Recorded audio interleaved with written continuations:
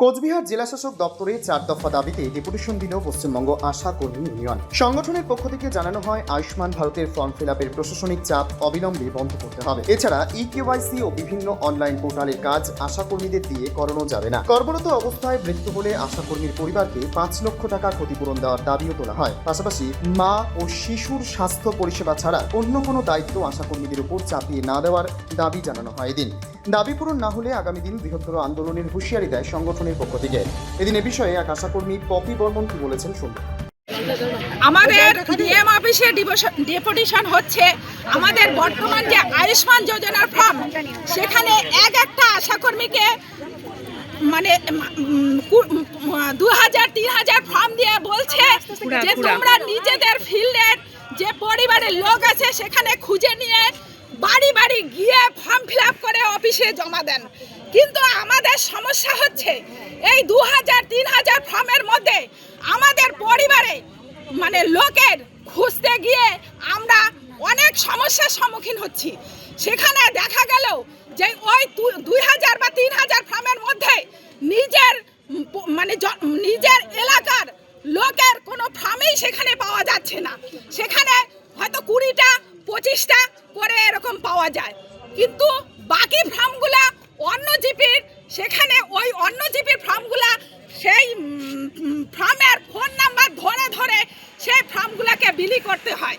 কিন্তু আমাদের সমস্যা এইভাবে আমরা কাজ করতে করতে একদম অসুস্থ হয়ে পড়ে যাচ্ছি এবং একজন কোচবিহার ওয়ানের দিদি অতিরিক্ত চাপের ফলে সে আয়ুষ্মান ফর্মে জমা দিতে না পারায় সে অতিরিক্ত আধিকারিকের অতিরিক্ত চাপের ফলে সে হৃদরোগে মারা গেছে।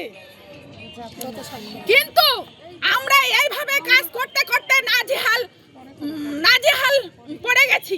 কিন্তু আমাদের আসল কাজ হচ্ছে মা এবং শিশুর পরিষেবা নিয়ে কাজ, মাতৃ এবং মৃত্যুর কাজ কিন্তু সেক্ষেত্রে আয়ুষ্মান যোজনার কাজ করতে গিয়ে আমরা সেই কাজটা আমরা ভুলেই গেছি এবং ফিল্ডের লোকের সঙ্গে আমাদের সম্পর্ক নষ্ট হয়ে যাচ্ছে।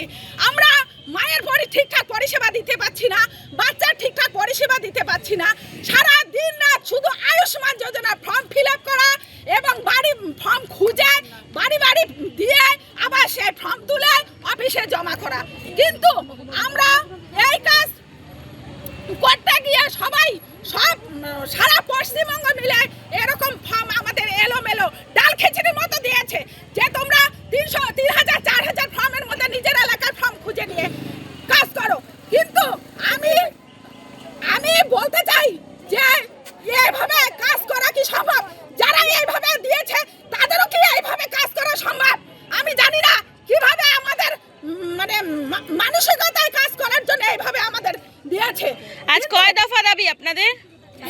আজকে আমাদের 4 দফা দাবি। আচ্ছা, দাবি পূরণ না হলে কি করবেন আগামীতে?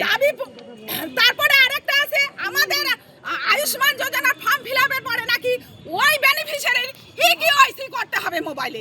কিন্তু এটা তো আরো মারাত্মক। একটা ইকেওয়াইসি করতে গিয়ে যদি একটা অপশন ভুল হয় তাহলে সেখানে রিজেক্ট দেখাবে বা অন্য কিছু অপশন চলে আসবে। সেই বেনিফিশিয়ারিটা আয়ুষ্মান যোজনার কার্ড পাবে না। কিন্তু আমরা যাচ্ছি ইকেওয়াইসি করাটা অন্য ইসের দ্বারাই করানো হোক।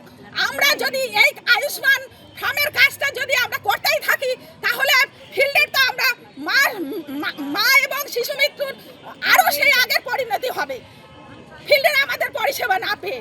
তাই আজকে ডিএম অফিসে স্যারের সঙ্গে এই বিষয় নিয়ে 4 দফা দাবি নিয়ে ওনার সঙ্গে আমাদের সুবিধা অসুবিধা নিয়ে আমাদের কথা বলতে এসেছি।